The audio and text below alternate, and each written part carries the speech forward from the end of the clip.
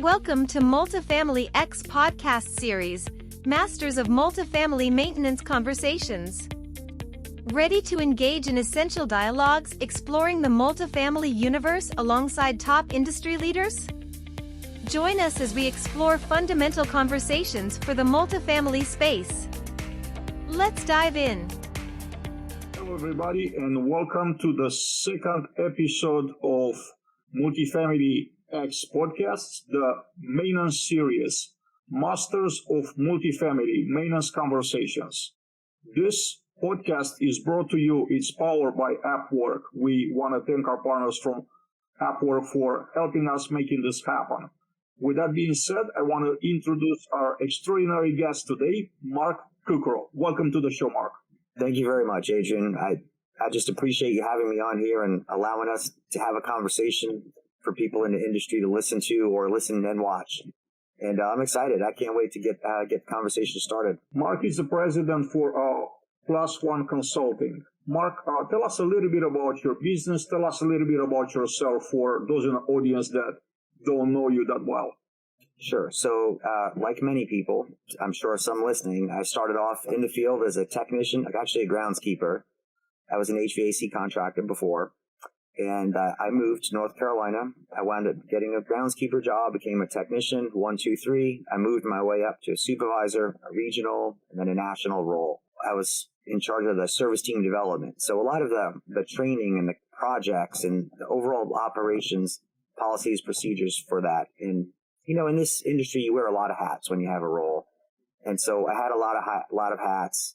And then about 20 years ago, actually 20 years this year, I went out on my own and I started service team training. And I've been a speaker and a consultant for the industry for 20 years. And I also started maintenancevideos.com for training. And so I'm starting to put content out. And in addition to that, this year, 3 months ago, I bought land and I'm building a commercial building. And so I know what it's like in the field. I know what it's like to have properties and rent them and now build them. But, we're always learning in this industry. And then on the personal side, my wife and I have been together almost 30 years, married 24. We have twins. And I just have a very blessed and very fortunate to travel around and do what I do and have wonderful people in my life. Mark, I can't help but to ask you a question. What are the most interesting pieces of feedback that you're getting from the field, from meeting with people in the field about the challenges? Like, what are our technicians in the field and service managers, maintenance team members are seeing as being the main challenges? What are the main concerns that they have in the field? What would you say are the top 3 or 5? So from the technician's perspective, I'll summarize this, but I just wish people in the office really knew what it was like to be us and to be in the field. And if you want to have it as a complaint or an opportunity, I like to view them as opportunities to improve, is the work environment, treatment, the way that we're spoken to and treated really needs to improve. And now this comes with a couple of things. I don't mean just verbally and interpersonally, but it's a difficult environment to work in. You're on rooftops, you're in attics, you have hostile residents, sometimes filthy apartments, sometimes clean ones, everything in between. But the way that management often and customers interact with the service team on a daily basis is the number one thing that comes up across the board. After that, it would be resources like tools and equipment, and then pay, of course. And we can get into that a little bit more. But those are the top 3 things. And interestingly enough, they don't really change too much, but they may shift the order of priority. And treatment is number 1. And a conversation I just had the other day, I was in South Carolina doing a seminar, and the room stood up once I asked the question. I said, do you really know, honestly, if you're a manager, and the room is full of managers and regional managers, do you really understand that your technicians, many of them, are barely making it and they're struggling to live paycheck to paycheck? And it just kind of got quiet, and I got a lot of amens on one side of the room and a lot of open eyes on the other.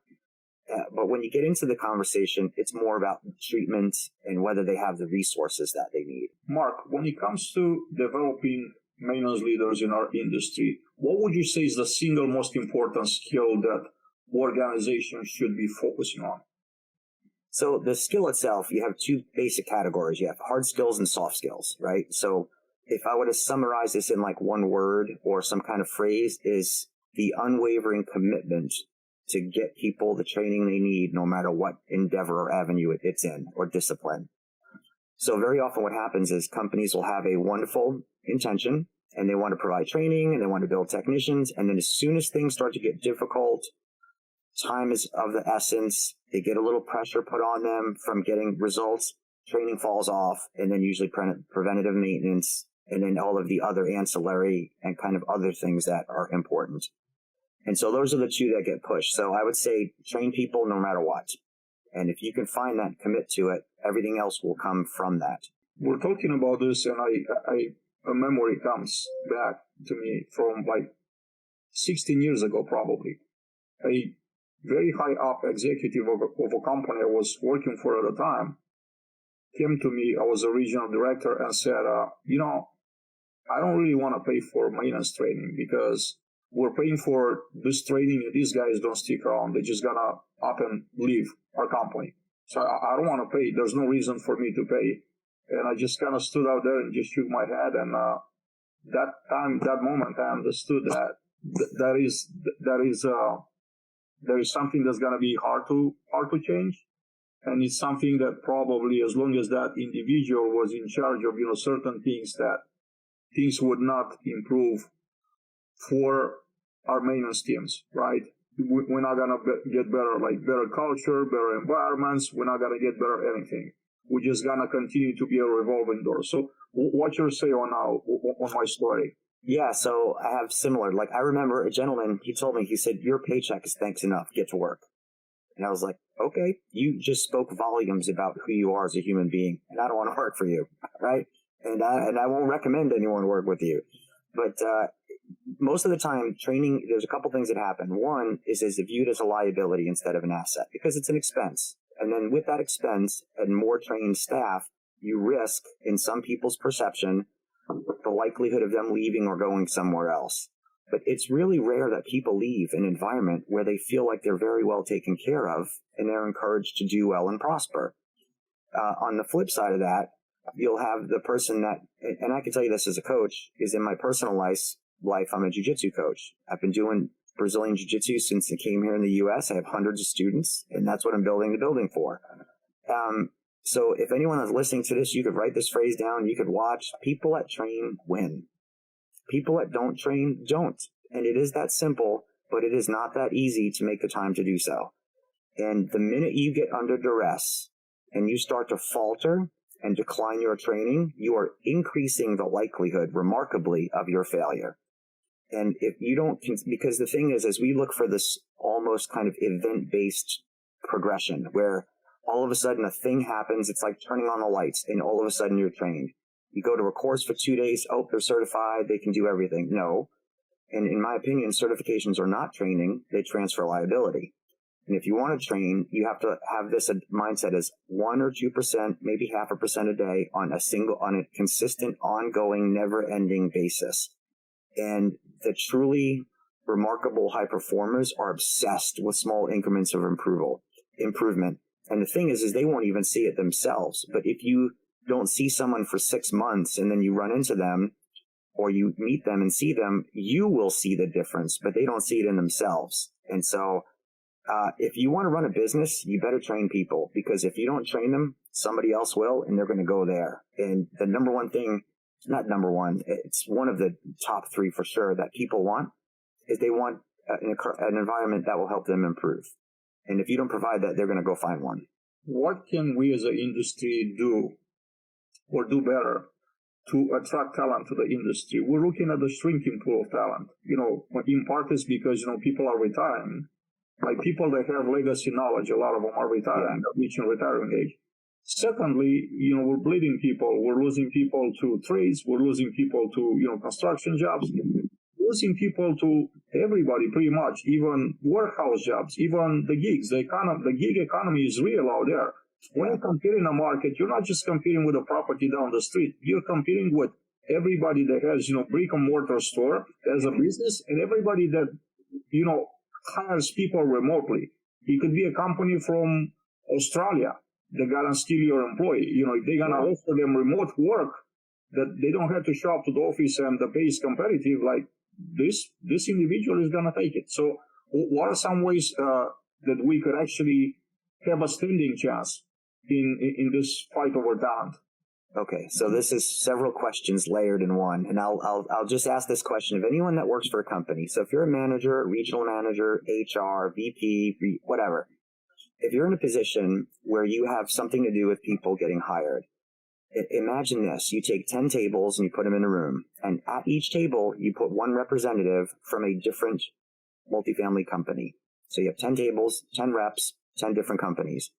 You have one prospect that comes into that room, and they are able to visit each table and speak with each representative. Why would anyone other than pay, why would they want to work for you? If you can't answer that question, how can you market that question? How can you advertise the answer to that question? So if you don't know, how can they figure it out? So you have to know why people would want to stay and be attracted and gravitate toward your company in the first place. The next thing is, once you figure that out, then you have to realize what skill set you need and advertise that. So if you look at the advertisements, and you do me a favor, everyone listening and watching to this, go on all of the job search forums and platforms and just start searching for maintenance technician. And you will see, I would say 99% of the same advertisements, verbiage, cut and paste software templates in the same order of information, and you'll see the same phrases and about the same pay based on geographical locations and differences. So I would start using language that technicians actually use, find out what their search habits and terms and phrases are, and then I would reformat that, because what happens with most companies is they say I see this all the time. So-and-so company, a groundbreaking national company with this geographical footprint, and they talk about all their business success and accolades, and they don't mention anything about what they're going to do for the person until the very bottom, and they hide the pay down at the bottom. And what technicians do is they search and they see numbers and they go, okay, I can live on this. Let me read the rest. It's close to my home. And so it almost is like an inverse pyramid. And I recommend you try this. Just put at the top what the pay is, where it is, because people feel like when you lie to them and hide where the property is, they don't know if they should go, and they skip. Because they want to know if they can make it to work, and if they have kids, can I pick them up? They don't have kids, do I want to drive that far? And then they'll say, okay, this is what it's paying. It's close. Check, check. What are you doing for me? And if you don't answer that question at the top, they're just going to scroll to the next one. Then you start putting more information about the company, where it is, how amazing the company itself is, what their story is. Because once you meet the qualifications to provide that person a life, then they will buy into the story of the company or decide to scroll. And so I would use language that's consistent with people, because we all have kind of these, like if you hire technical people, they speak in more technical terms. And so it's interesting because the software systems that are used, the templates basically, are just like leasing agents manage. You can't tell the difference. They're all exactly the same. So there's nothing discernible when you're looking for technicians. And then the other thing we do is we don't advertise outside of our industry at all. And to go back to what you said, Adrian, it's like having a fish bowl of fish. And every year we take a spoon of water and we take it out of the bowl, and the water gets smaller, and then the fish start not doing so well. And then a few are gone, and then pretty much you got a little bit of water and maybe one fish. And there's over 300 million people in this country. There's no reason why we can't use all of our wonderful intelligence and resourcefulness and technology to do something different. But what happens very often is people think to themselves, I need to personally approve or like the way this looks before I'll attempt it. Instead of trying, because, sometimes, Adrian, maybe you and I are like, you know what? I don't think that way. Let's see if it works. And sometimes you put different bait on the hook. And you're like, oh, I guess the fish are biting today. Or you put a different advertisement on. You're like, I guess this worked for the younger generation, where it may not work for mine. In fact, I probably wouldn't even word it that way, but it's effective. And so I would start with that. But you can also go around your area and ask yourself this: what other industries or businesses in this area, in a 10-mile radius, have comparable skills that might be compatible with our industry, and then start finding out where they advertise and then start expanding your circle. So that's what I would start. That's a layered question with layered answers, but that's what I would do. Oh, that's a great answer. As a subject matter expert in skill development, what strategies would you recommend for cultivating maintenance leaders in an organization? So, this is, I'm glad you asked this question. There is what I refer to as the rise of the regional maintenance director, which I think is long over needed, and it's an increasing position. And I'm working with a client now, and there's plenty others. But the first thing is, you have to figure out what skills they need to improve, right? So I'll give you kind of an example. I put some notes here, and we have to figure out exactly what it is that we're looking for. So you can ask yourself this: is there awareness? In other words, are we constantly surprised by something that keeps happening? Do we have personnel issues, enough people? If you don't, you got to get more people. So with the regional maintenance directors, usually come up through the field. Typically, it's because of their technical proficiencies, not their interpersonal or soft skills. It's you're really good at repairing things. You know what? Let's put you in a position of leadership. And they have zero leadership training. And if they did, they got it somewhere else. Or they have no business training or administrative training, and they're not used. So they could build an engine. They could probably repair an aircraft, but they don't know how to use the technology that you require them to communicate through. So there's like this learning curve. And so I would start with those things: supervisory, leadership, communication, coaching, time management, all of the things that help someone run a business, become successful other than their in-field proficiencies. And I got to tell you, it's remarkable when people do that. And I'm working with a client now, and they made this leadership development program just for the service department. If you're a manager, can't attend. Regional manager, nobody. Specifically service. It is so popular, the managers are a little upset that they can't get in on this training. And this is the second year, and you can see the measurement in lower turnover, quicker responses, fewer outstanding work orders, better business decisions, and overall performance is improved. And so we have to figure out, the other thing is, okay, once we get them in this position, what is their role? And what are the limits of their decision-making ability? But I would take all the soft skills that help a manager become successful at a business and make it applicable to the regional maintenance director so they can apply their technical proficiencies to that. And that's exactly what I would do. And you're going to have remarkable results. Because when the thing is too, is like, there's a phrase I like to use is you have to grow seeds, not weeds. And you can't just put a seed in the ground and expect a fruit. You have to cultivate the medium, the soil, the company culture, and then you have to give it enough nutrients, resources to grow. And not only grow enough, but grow enough to produce fruit and make its own seeds. And what the regional managers do is it takes 2 to 3 years of them being in the field to start developing new leaders under them where their effectiveness is clearly visible. That is, it should take no less than 2 to 3 years to see an actual difference measurable in the field. And if it's less than that, I'd like to know how they did it. Mark, I want to go to talk about career paths. And I do have a question for you here. What's your different career path in an industry for maintenance?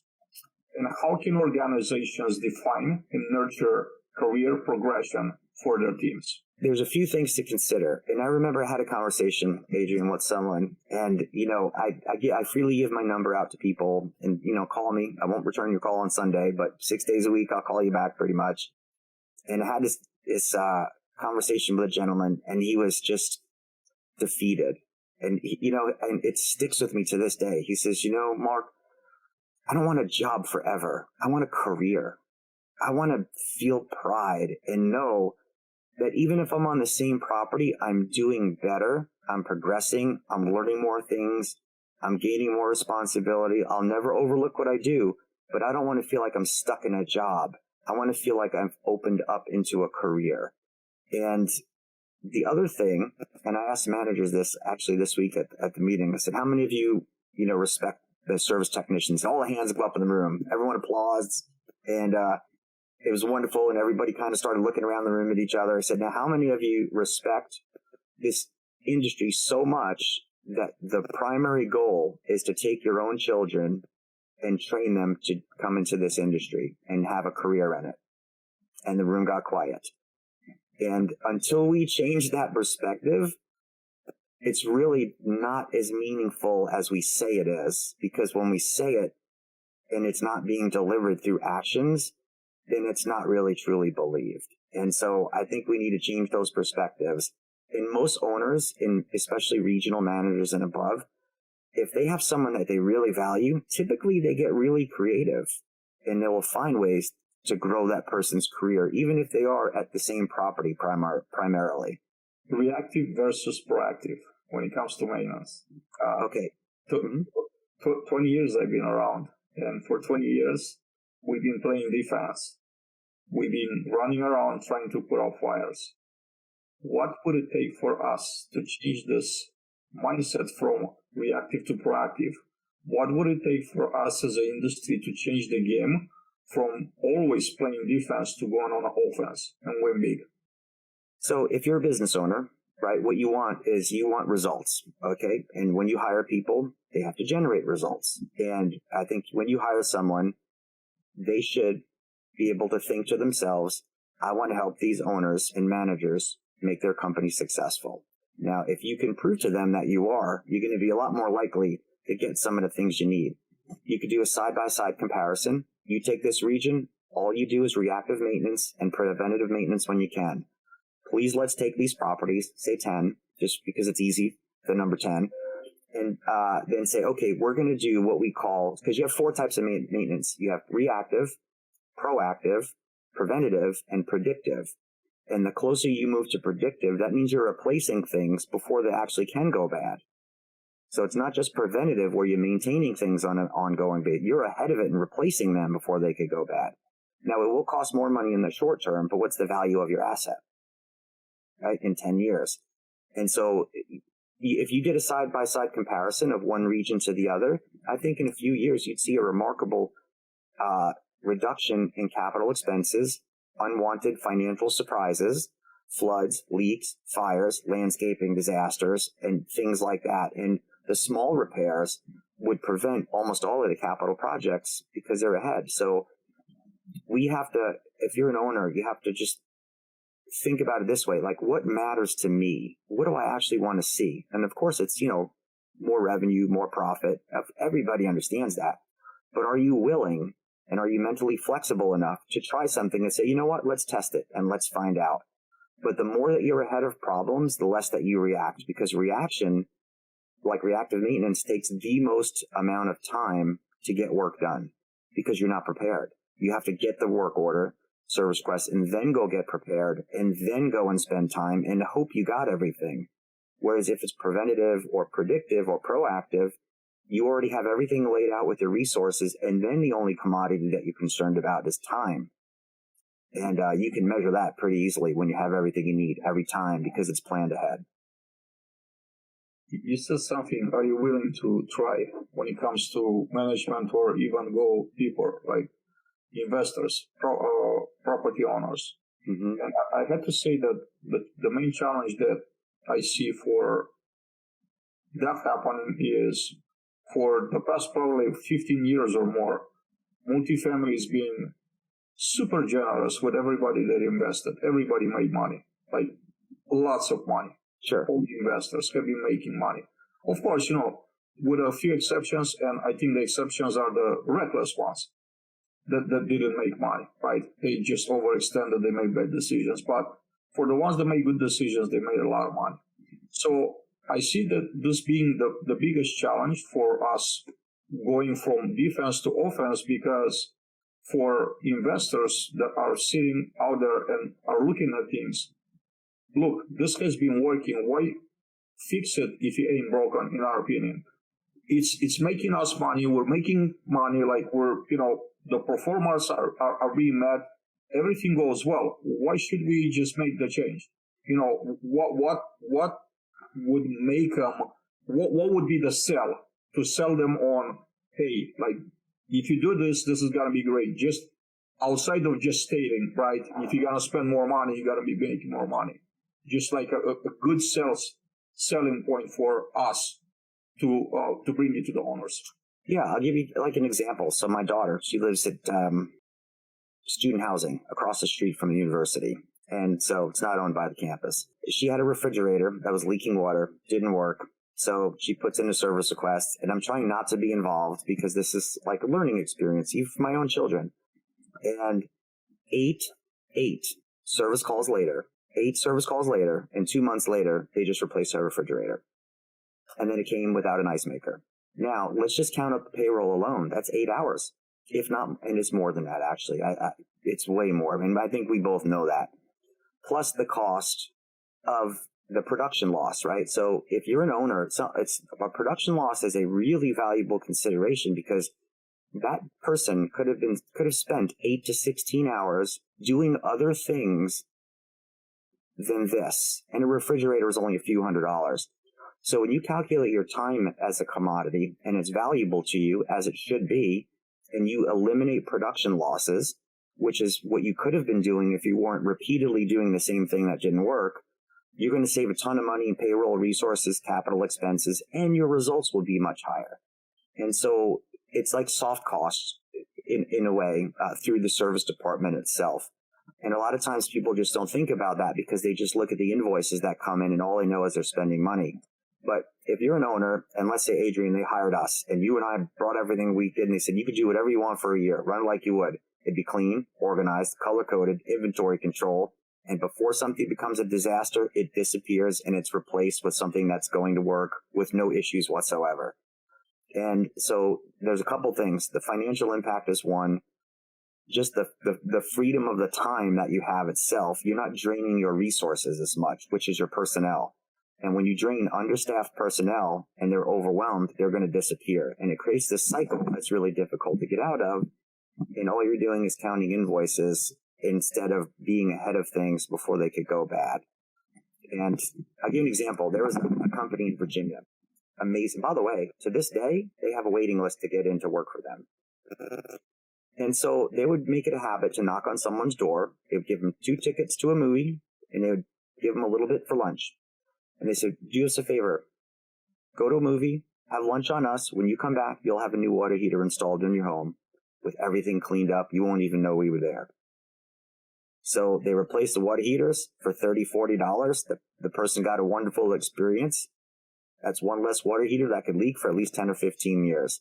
And that is a standard practice for them to this day. And it's amazing. And they do really well. Such an amazing story. Thank you for sharing. Yeah. More owners are watching out there, and they'll give it a thought. Mark, I want to go to retention, another hot topic. Where, I mentioned the revolving door before. We're getting people, we're onboarding them in a hurry, we're overwhelming them with unrealistic workloads, and we're having them face, hostility from the residents and also from their own coworkers. I say bosses for the most part. And as a consequence, basically what we're doing, we're pushing them towards the back door, like very, very fast. Yeah. They're getting in, and we do everything we can to push them to that back door to get them out of there. And then we're starting the cycle over again. So retention is critical, needless to say. What strategies do you believe that are essential for keeping top talent engaged and motivated? So top talent wants a few things. They want leadership that's decisive. They want communication, and they want resources. And then when they have the resources, they want to be left alone to do their job. So stop interrupting, right?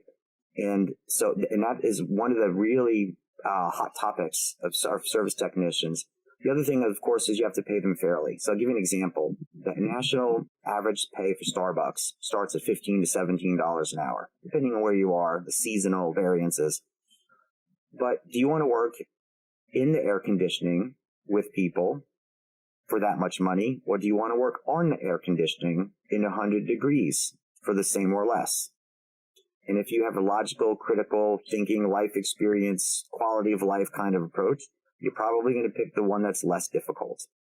So if you can do a few things with your technicians, get them the tools they need. They need a set of gauges per person. Go buy the meters. If you're short-staffed and that payroll amount is $25,000 to $40,000 a year, spend 25% of that or half of that on tools for everybody on site so they have everything they need and you can multiply their effectiveness, and they're not going to leave because they have everything. Who else would give someone everything they need? I don't know anyone. Maybe you've met them. I've never met that person where they said, you've given me everything I've ever asked for. You treat me with respect. You give me time off when I need it. You let me go the extra mile when I have to. Not everything is a crisis. You take good care of me. I want to leave. I don't know anyone that's ever said that. And the expectations from office staff sometimes are they're just unrealistic, right? So if you want realistic results, you need realistic skill sets, realistic time management, like estimating how long it actually takes to do something. You need realistic resources, and then you need realistic timelines. And if you don't have those, all you're going to do is get upset. And what happens often is management, in many aspects, will think, well, I know someone that's never worked here that told me something different, and I value their input more than yours because I'm managing you and your performance and your time and resources. And that's why a lot of people will leave, because they feel like they're never quite trusted. So if a technician says, look, Adrian, it took 2 hours to do this, Joe, Susie, whoever. This time it took 3. I had to do a little extra carpentry work. You go, okay, I understand. Thank you for your work. But if you're constantly micromanaging and drilling down people, they're just going to leave, And the other thing that comes up sometimes, Adrian, as well, what if we buy them tools and they steal them? I'm like, well, then you hired a thief. Maybe you should work on interviews and screening, because if someone steals toilet paper, are you never going to buy that again? I mean, you're going to buy it, right? So it's the person, not the fact that you purchased something for them. The loss may be a little bit higher, but it's really difficult for people to leave when you give them everything they want, and you hold them accountable, and you should, right? But we have to treat people with respect and dignity. And overwhelmingly, that is the thing that technicians want improved, in addition to pay. And now a word from Sean Landsberg, co-founder, Appwork. Sean, what are some things that differentiate Upwork from all the other maintenance workflow apps that are out there available? It's a great question. I think, for us, it was about creating a solution that solved our own problems. And in order to get to that end goal, we had to first create a maintenance management software, which is the foundation of our product, and it's the basic of our product. But our product is so much more than that. Our product was built, again, like I said before, about solving our problems. That includes, the data behind the technicians, right? All the data behind all the entire maintenance process, and how we display that data, how we capture that data, the data integrity component behind that, right? How we make sure that data cannot be influenced by anybody within the organization. We also have the gamification component, right? How we take maintenance and turn that into a game, make it more motivating, more exciting, more engaging, which helps improve your maintenance efficiency, right? We're seeing technicians being able to complete more work orders in a day than they were able to before. They're more motivated than they were before. Their customer service is better, which obviously impacts resident retention and so much more. Mark, another hot topic of 2023, it's centralization. Yeah. And of course, I want to focus on centralization in maintenance. First of all, is centralization, is this word a buzzword to you? Is this something real? How real is it? How realistic is for us to implement centralization in maintenance? What are your thoughts? Okay, so this is a yes and no answer, and to me it's a buzzword. Okay, so let's just get to the quick and short of it. If you manage an HVAC company, an electrical company, carpentry, maintenance services, you should centralize your shop and have like a dispatching kind of approach to service. So you have someone that's on the phone, they have software tracking everybody in the vans and the trucks, and they will send work orders and service requests to you. But here's the deal. If you look at it like it's an HVAC company, say, for example, you're not getting more than 3 or 4 service calls done a day. There's no way. So the expectation of that comes in with the billing amount on the invoice. So you're going to bill a minimum of $300 to $500 at minimum for each visit. So that's a for-profit company, which is different than what we do because it comes out of the operating expenses. So then you have to measure the time. And what you have to really consider is the time of distance to and from, and then traffic patterns. And how come it took you an hour last week and now it took you 3 and you were stuck in traffic with a car accident and you got 2 things done? So when people say centralization, we have to really understand what they mean. Is it one property, one shop within a quarter mile of 10 properties? that might be okay. But if someone's driving around, you have the car, insurance, liability, time off site. What if they forget something? And I was an HVAC contractor. And I remember the day, I still tell this story. I drove from Queens, going over the bridge, go to Manhattan. I get all my tools out, and I realized I forgot one thing. I had to put everything back in the elevator, go down the stairs, go to the parking garage, get my van, drive all the way back to Long Island, drive all the way back to Manhattan, and it took forever. Whereas if you're decentralized and you have shops on the property, you just go a half or a quarter of a mile, maybe tops, and you get what you need. So I would measure time as one of the utmost important benchmarks in centralization. And I think, in my opinion, most people will decentralize after they try to centralize. They'll try it for a year or two. They'll say this is absolutely not worth it. And then they'll go back to decentralized shops on property. We're running very inefficiently. Yeah. With no centralization.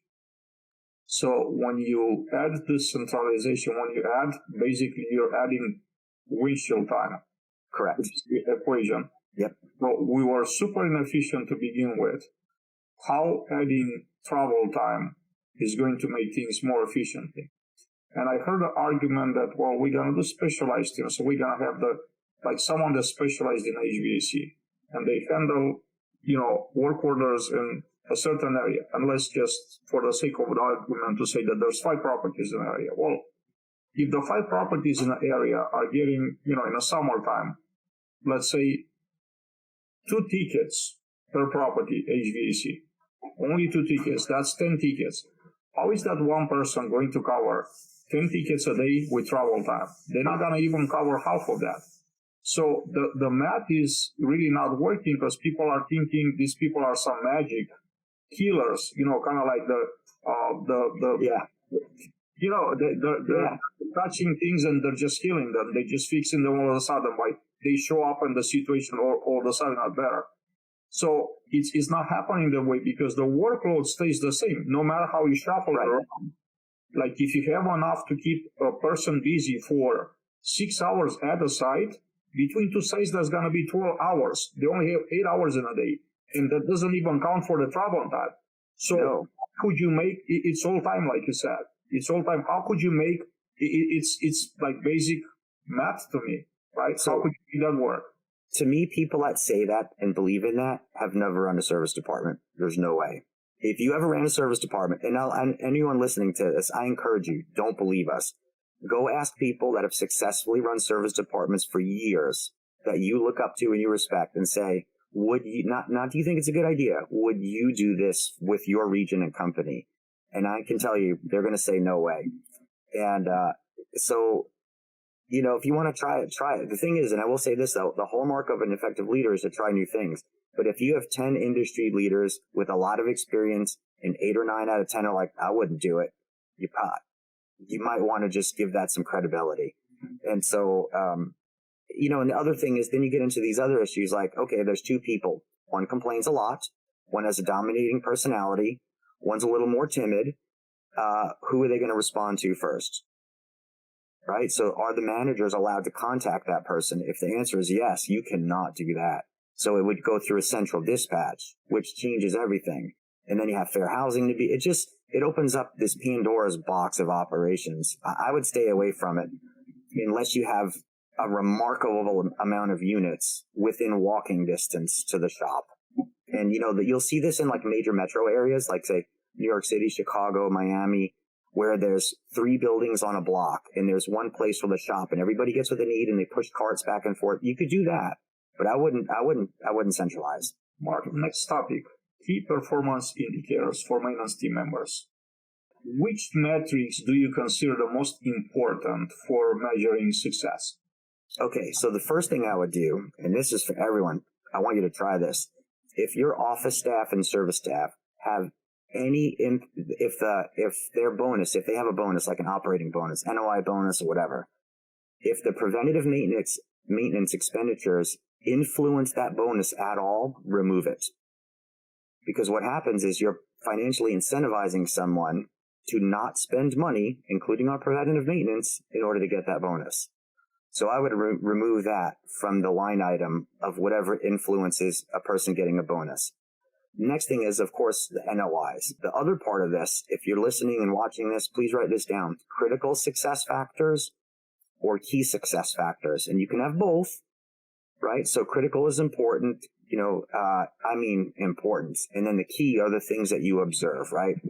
But they're more behavioral based. So for example, nobody goes home until every communication that came in before 3 p.m. is answered, whatever that is.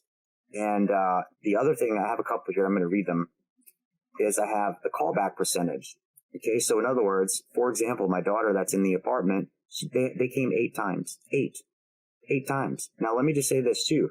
The people that I spoke with, I was just very kind, trying to be understanding. I was like, look, I understand, and they're like, whatever. And they started to get dismissive. And then they started not to even want to talk to us. And when I walked in the office, they were like, and now here's the deal. All of that could have been avoided had those person had the resources and the proactive maintenance. Done. But they just got a new fridge, a couple $100, move on. And they could do 8 to 16 hours worth of work somewhere else. So the callback percentage, in my opinion, should be important. I would say 10% or less if you wanted to start with a number. The next thing is the complete versus pending service request ratio. And then we have outstanding work orders not to exceed a certain amount. So this is attached to that. So for example, no more than 5% of work orders are allowed to be outstanding at any time. So if you have 300 units, it would be about 15 work orders. You should never have more than that. If so, we got to figure out why. Because there will always be a percentage that's like in waiting. It's just how it goes. And then your employee turnover rating, I think, is important. Because where there's employee turnover in 1 or 2 places and the same management in place, it's management. If you have employee turnover and it's sporadic and it's inconsistent in its location, then you probably have an organizational or process-based correction that needs to take place. And the other part is, it's called the average time resolution time. You could say the mean time to resolve, the average time to resolve, the time to resolve, but something like that. And where you're measuring this, and then what you can do, and I recommend you do this, is you give an overall service performance rating to each technician. And you could give that to the property as well. So that would include the administrative part. So you're measuring the overall effectiveness of the technician through like feedback from the customers, residents, timeliness, outstanding work orders, pending requests. And then the other part of that in the office could be measuring all of that as a whole through the administrative process. Because a lot of times the office staff is the gatekeepers to communication between the service team and the resident. And if that takes a long time, I can't tell you how many times, Adrian, and I think anyone listening and watching will agree to this, where someone's like, oh yeah, I forgot a service call came in today. I meant to tell you about it. Or we had an emergency come in. I saw the notification in our system, but I didn't tell you. And since you don't have an email and you don't have a cell phone, or we can't communicate with you, or there's no signal where you are, you found out at 5 minutes before 5. And so I would eliminate that as much as, I know you're laughing, right? Because, and then the other indicator, I think this is super important, is the time spent training on an annual average. So for example, nobody trains less than multifamily. There's not a single niche in the entire service industry that trains less than us. And I think we could fix that. So if you can make the minimum training time for technicians between 40 and 120 hours, and don't count certifications, they're not training. Right now, the average hours are 11 for training. And it's usually fair housing, sexual harassment, customer service. But I mean like skill and interpersonal and soft skills. Increase the time spent training, TST if you want to call it, to about 40 to 120 hours a year. And if you go below that, you have to answer for it. And so now we're forcing ourselves to perform at a higher level. So those would be, and I'm actually presenting on metrics that matter at the NAA next year. So I don't want to give away the whole list. But those are some that I would consider for sure. We gotta we gotta clip this video, just make it like a preview of what you're going to present next year in 2024. Okay, thank you. Yeah, we should do that. Mark, I want to switch gears a little bit and talk PropTech technology. What are your thoughts on PropTech products currently available for maintenance in the market? And what are there any features that are yet to be developed that you think that they're not there available on the market and they could be very useful for our maintenance teams in the field? Yeah, so there's a couple. So most of the property technology platforms, and I don't really want to endorse any, but most people, there's a few that most everybody uses. And I think they're okay, but service teams usually use a small percentage. They don't use the whole percentage of the functions. And the idea is, and let me just say this with technology, if people spend more time working and communicating through technology than they spend working in the field, technology is not helpful. Technology should enhance performance and metrics, measurements, but it should not replace skill sets or take time away from the field. So the more that technology takes time away from the field, the less in-field presence our technicians have. So that's a major consideration. The thing that I do like about the technology a lot is it's moved away from other industries bringing their platform into multifamily to things being designed specifically for multifamily. And so I commend a lot of the companies out there that are doing that. And something I've seen emerging is there's a company now that just started, and I'm learning more about them. And I think I'm going to learn a lot more about them in the next few months, is they do remote video conferencing emergency service requests. So there's a property here not too far from here. And I was talking to the staff, and they were trying this new technology. So they were short-staffed. They had 2 out of 4 people. They work all the time. They're overwhelmed. The guy's been on call forever. And they employed this technology where the resident can choose to try it, and they teleconference with someone that's remote, and they'll say, okay, walk up, show me where the breaker panel is. You see that breaker, move it back and forth. You know what? You need to call a technician. They'll be in soon. Or thank you for calling, and it was my pleasure to help you solve and resolve the issue. So that's coming up. And I'm curious to see how it goes. The only thing I've seen is it takes people a while to really know that they're not going to be replaced. You're just reducing the amount of payroll that comes in after hours. And so I think that's good. But most of the big platforms I'm pretty impressed with. You were mentioning about, the time that you spend like using technology to get things accomplished. The more you spend, the worse it is, the less effective this piece of tech is. And I agree. And I always go, the first 2 things that come to mind are Amazon and Uber, right? These 2 amazing companies, incredibly successful. And I tell PropTech founders and people that work in PropTech, look, are you aware, or have you ever used a training video to learn how to use the Uber app? And I think we all know the answer, right? Right. You should be building a product that you shouldn't need a tutorial to use. You put it in the end user hand, and then intuitively, they're going to open up the app and figure everything out on their own. That easy.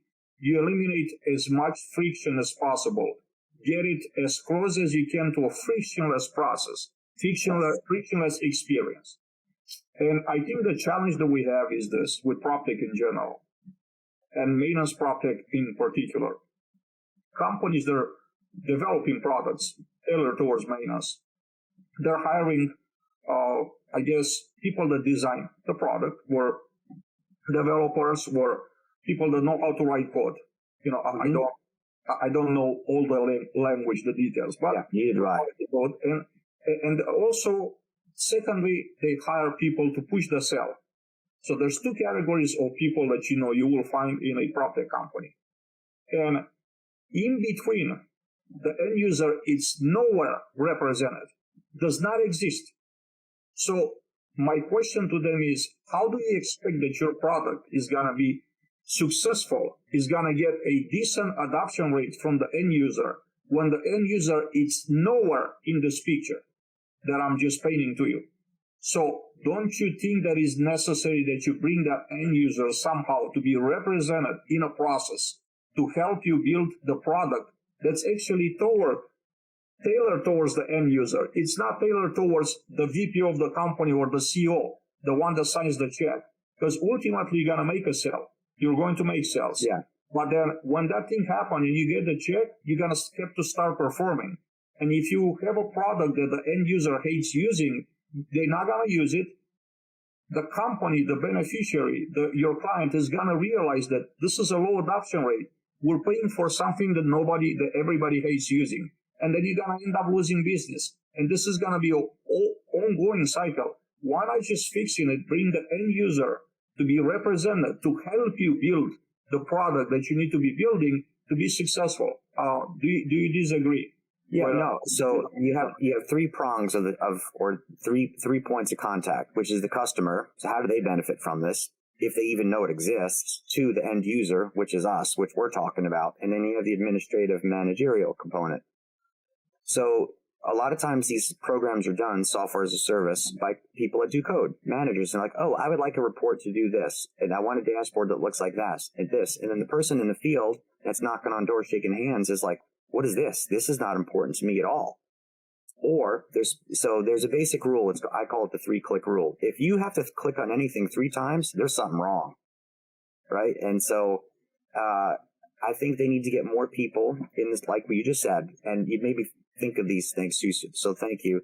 Is to really get people that are in the field and say, what would be beneficial to you if this could do what you wanted it to do without wasting your time? How much and how little at the same time would you want it to do, and what would that be? If you want someone to figure out a loophole or how to break a system, give it to the people in the field.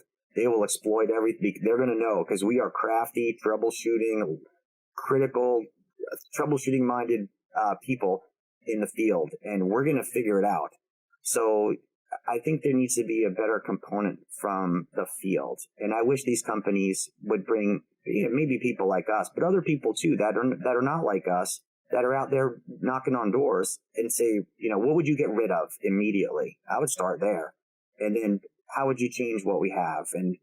Or even, you can ask the same question about a service department. If we just eliminated everything and you started with a clean slate, and you could rebuild a service department to be exactly the way it should be in your mind, what would that look like? And I'm pretty sure it would include very simple software, if any, right? So I think the software is beneficial, but it can have 1,000 features and people use 4. And I think that's the main issue with it today, is because it provides a better value proposition in sales, but it doesn't deliver service in the field.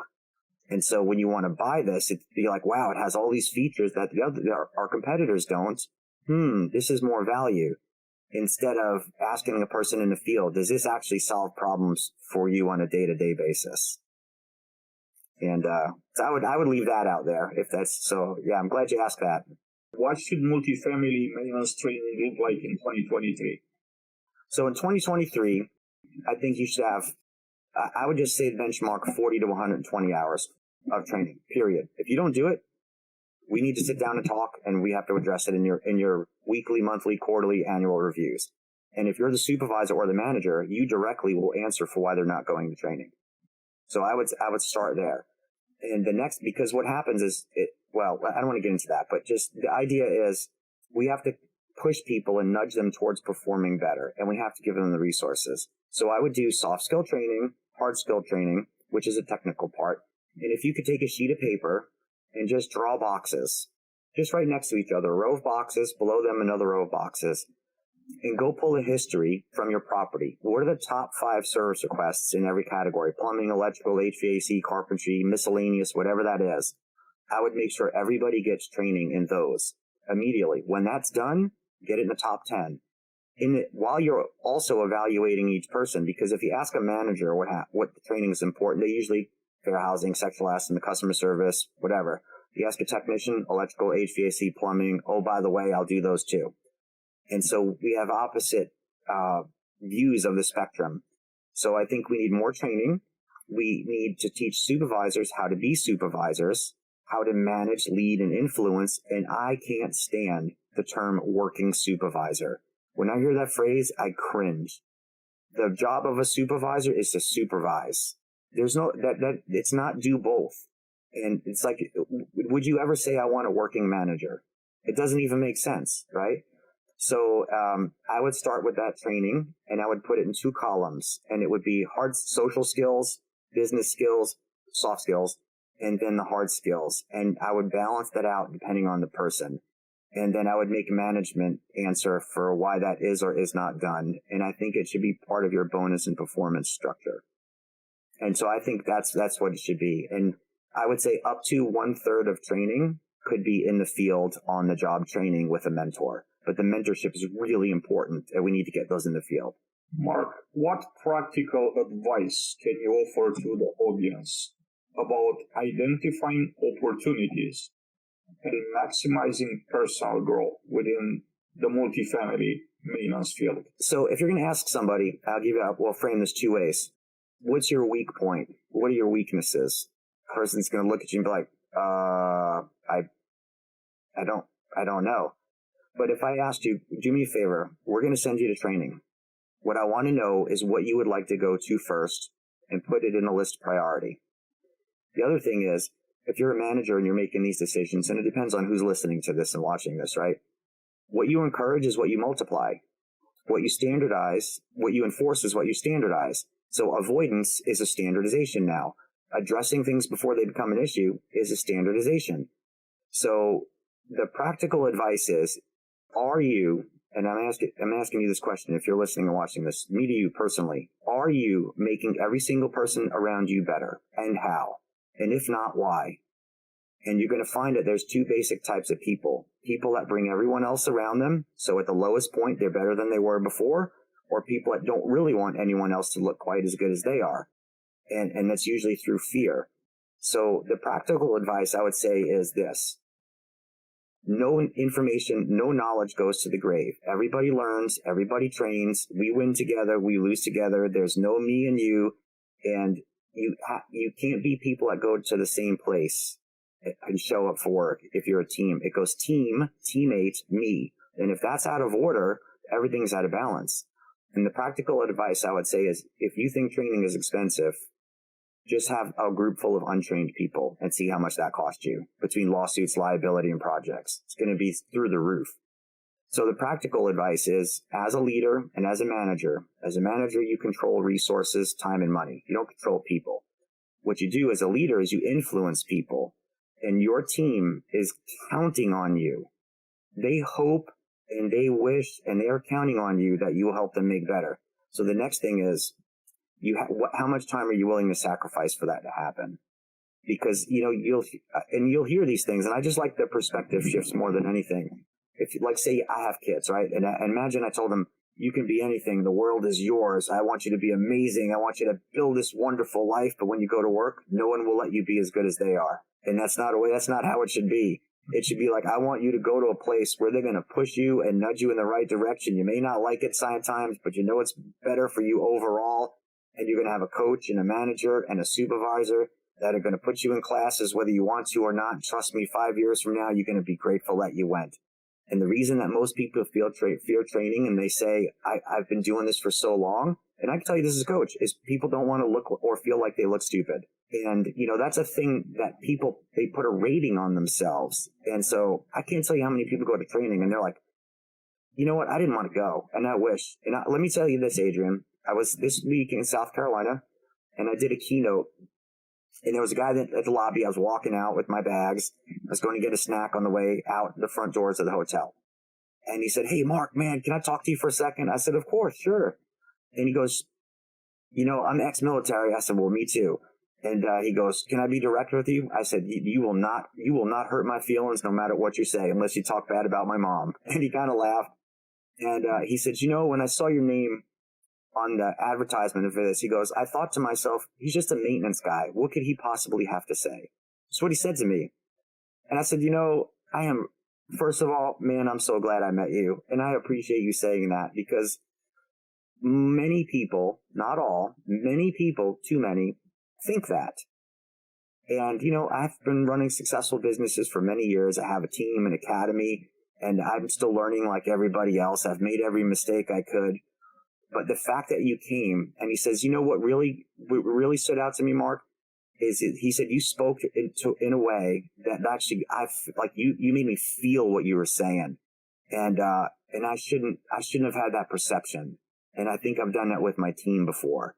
And he said, so, man, just because of you, I'm going to think and look at my team a little differently. And your team can give you really valuable insight if you are willing to listen and receptive to making changes. But the hallmark of a good leader is they try new things. They push everyone to do better, sometimes at the sacrifice of themselves. But if you're not training, you're falling behind. And never let training be the cause of your demise. And it doesn't matter who it's with, but you're either growing or you're declining. There's no way you're staying still for long. Mark, as always, such a pleasure to have you on. I love to continue our conversations. In closing of this particular conversation, could you share some final thoughts with us, with me and audience?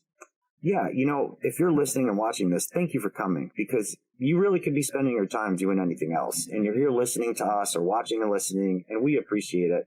And Adrian and I and everyone else, it is our sincerest goal to make a difference in this industry. And sometimes it's a good conversation. Sometimes it's a tough one. Sometimes it's a little like medicine where it doesn't taste very good, but it'll help you get better.